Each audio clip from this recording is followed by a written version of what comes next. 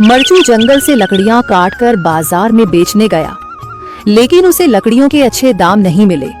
इस पर मरचू ने कहा, अरे भैया, इतने कम पैसे?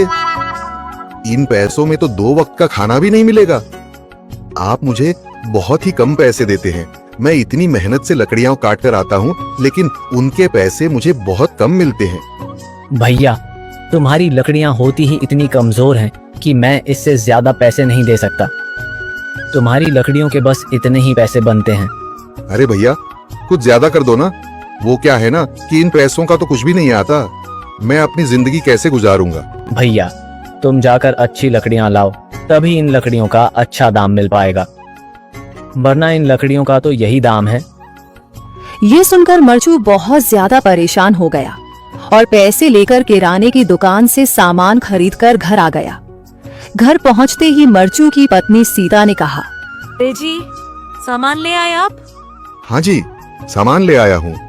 सीता के चेहरे पर खुशी छा जाती है, लेकिन जब उसने सामान देखा, जी, इसमें तो बहुत थोड़ा सामान है। हाँ सीता, मुझे पता है कि यह सामान बहुत थोड़ा है, लेकिन मैं क्या करूं? मेरे पास जितने पैसे थे, मैं उतने का ही सामान लेकर आ गया हूँ।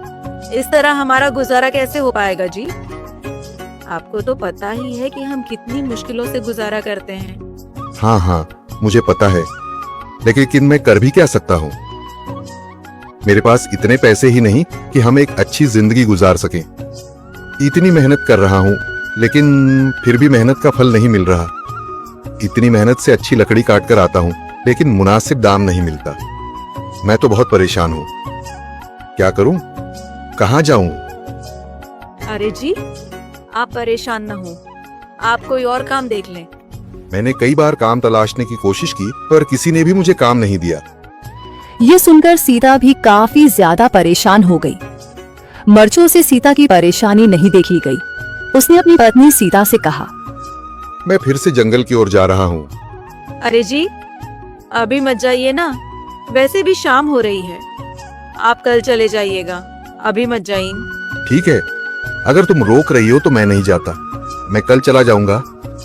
इसके बाद मरचू गांव में घूमने के लिए चला गया। तभी उसे एक आदमी मिला और उसने कहा, कहाँ जा रहे हो भैया? और सुनाओ, क्या हाल चाल है? जिंदगी कैसे गुजर रही है? अरे भैया, तुम्हें तो पता है कि लकड़ियां काटकर कैसे गुजारा होता है। हाँ भैया, तुम सही कह रहे हो। और आसपास के जंगलों में अच्छी लकड़ियां भी नहीं है। इसके लिए तो जंगल के अंदर जाना पड़ेगा। पर जंगल के अंदर तो काफी सारे जंगली जानवर होंगे। मुझे बहुत डर लगता है भैया, मैं जंगल में कैसे जाऊंगा? हाँ भैया, जंगली जानवर तो होंगे, लेकिन अच्छी लकड़ियां तो वहीं से ही मिलेंगी। ये सुनकर मरचू बहुत ज्यादा परेशान हो गया, लेकिन वह आदमी बिल्कुल ठीक कह रहा था। जंगल के किनारे की सारी लकड़ियां कट चुकी थीं।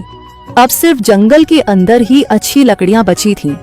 अगली सुबह मरचू लकड़ियां काटने जंगल की ओर चल पड़ा।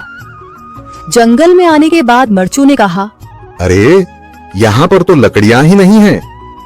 वो आदमी सही कह रहा था, लकड़ियों के लिए तो जंगल के अंदर ही जाना पड़ेगा। पर जंगल के अंदर जाना क्या सही रहेगा? मुझे तो बहुत डर लग रहा है, क्योंकि वहां पर तो काफी सारे जंगली जानवर होंगे जो खतरनाक होंगे।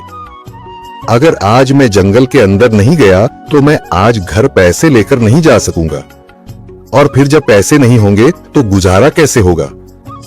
मरचू जंगल के बाहर खड़ा सोचता ही रहा और फिर उसने सोचा, अरे, यहाँ पर भी कोई मजबूत पेड़ दिखाई नहीं दे रहा जिससे मैं लकड़ियां काटकर घर ले जा सकूं। लगता है और अंदर जाना पड़ेगा।